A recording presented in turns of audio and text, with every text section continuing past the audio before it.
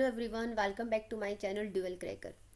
आज हम अपनी एनसीईआरटी हाईलाइट में क्लास 11th बायोलॉजी का की यूनिट नंबर 3 स्टार्ट करने जा रहे हैं, जिसमें से हम चैप्टर नंबर 8 करेंगे, सेल। इसमें 3 चैप्टर्स हैं इस यूनिट में, जिसमें हमारा फर्स्ट चैप्टर होगा इस यूनिट का, that is cell the unit of life, biomolecules. और चैप्टर नंबर 10 है cell cycle and its division, कि सेल को किस तरह से डिवाइड किया जाता है और कैसे साइकिल्स वे चलती है। अब चलिए हम स्टार्ट करते हैं अपने चैप्टर को। अब जो चैप्टर है cell the unit of life, इसमें कुछ लर्निंग आउटकम्स है। What is cell, cell theory, cell के बारे में हम पढ़ेंगे, ओवरव्यू पढ़ेंगे, प्रोकैरियोटिक और यूकैरियोटिक सेल। चलिए स्टार्ट करते हैं। When you looked around you see both living and non living things. आप अपने आसपास में लिविंग और नॉन लिविंग थिंग्स दोनों को देखते हैं। आप एकदम से आश्चर्यचकित होंगे, अपने आप से क्वेश्चंस पुट अप करेंगे कि ऑर्गेनिज्म जो है लिविंग क्यों है, या हमें कैसे पता चलता है कि ये लिविंग थिंग्स है या नहीं है। तो इस आंसर को हम पता लगाएंगे कि जो आंसर होगा, this is the presence of basic unit of the life. It means जिसके अंदर बेसिक यूनिट प्रेजेंट है लाइफ की, वो क्या है, सेल। सेल जो है हर ऑल लिविंग ऑर्गेनिजम्स में पाया जाता है। अब ऐसा नहीं है कि सेल जो है ओनली लिविंग में होगा, डेड में भी पाया जाता है, क्योंकि सबसे पहले जो डिस्कवरी हुई थी वो डेड सेल की ही हुई थी। देखिए, all living organisms are composed of cell. जितने भी लिविंग ऑर्गेनिजम्स हैं वो सारे किससे मिले हुए हैं, कंपोज्ड हुए हैं सेल से। इट मीन्स ये नहीं कह सकते हम सारे सेल्स क्या है लिविंग है, हम ये कह सकते हैं कुछ सेल्स क्या है डेड भी हैं। Some are composed of a single cell.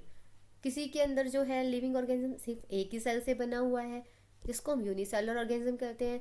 कि कोई जो है काफ़ी सारे मैनी सेल से मिलकर बना है, जिसको हम मल्टी सेलुलर ऑर्गेनिजम्स कहते हैं। चलो, what is a cell, cell को कैसे डिफाइन करेंगे। जो यूनिसेलुलर ऑर्गेनिजम्स है वो कैपेबल हो किसके लिए, इंडिपेंडेंट एग्जिस्टेंस की, मतलब वो अपने आप में रह सके, अपनी एग्जिस्टेंस को इंडिपेंडेंटली सर्वाइव कर सके और परफॉर्म, और जो अपने असेंशियल फंक्शंस है अपनी लाइफ के वो खुद ही परफॉर्म कर सकती। एनीथिंग एल्स दैट, तो हमारा जो क्वेश्चन आएगा कि कैरेक्टरिस्टिक्स बताओ कि यूनिसेलुलर ऑर्गेनिज्म जो है वो किस चीज़ के लिए कैपेबल है, तो हम क्या बोल सकते हैं कि वो इंडिपेंडेंटली एग्जिस्ट करे और अपने सारे असेंशियल फंक्शन को वो परफॉर्म कर सके। यहाँ से हमारा क्वेश्चन नंबर 1 जो है पुट होता है। Anything less than a complete structure of a cell does not ensure independent living. ठीक है, जिसके अंदर सेल प्रेजेंट नहीं है तो वो ये नहीं कर सकता कि वो इंडिपेंडेंट लिविंग है। Hence cell is the fundamental structure and functional unit of all living organisms. Question number 2 यहाँ से 1 मार्क में पुट किया जाएगा कि कौन सी ऐसी फंक्शनल और स्ट्रक्चर यूनिट है सभी लिविंग ऑर्गेनिजम्स के अंदर जो प्रेजेंट है, दैट इज सेल। जो एंटन वॉन लीवनहुक है, उन्होंने फर्स्ट टाइम देखा था और डिस्क्राइब किया था लाइव सेल का।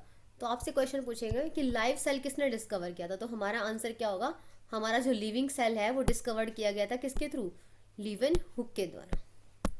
लीवनहुक first saw and describe a live cell, जिसने किसको देखा, लाइव सेल को देखा।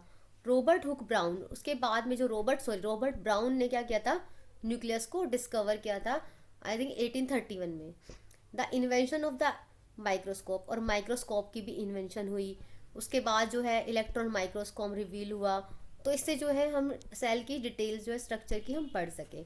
तो अब जो सेल थियोरी है उसके बारे में पढ़ेंगे। अब क्वेश्चन यहाँ से भी पुट हो जाएगा कि न्यूक्लियस को किसने डिस्कवर किया था, तो हम क्या बोल सकते हैं, रॉबर्ट ब्राउन ने। अब जो सेल थियोरी है 1838 में मैथियस स्केलेटन जो एक बॉटनिस्ट थे, क्वेश्चन आएगा कि स्केलेटन क्या थे, बॉटनिस्ट थे या जूलॉजिस्ट थे, तो हम क्या बोलेंगे, बॉटनिस्ट थे, जिसने प्लांट्स को एग्जामिन किया था। बॉटनी का मतलब क्या होता है, जिसमें प्लांट्स की स्टडी होती है, और ऑब्जर्व किया था कि जो अलग अलग प्रकार के जितने भी डिफरेंट प्लांट्स जो है वो किससे मिलकर बने, डिफरेंट काइंड ऑफ सेल से बने हैं, जो क्या बनाते हैं, टिश्यू बनाते हैं प्लांट्स के अंदर।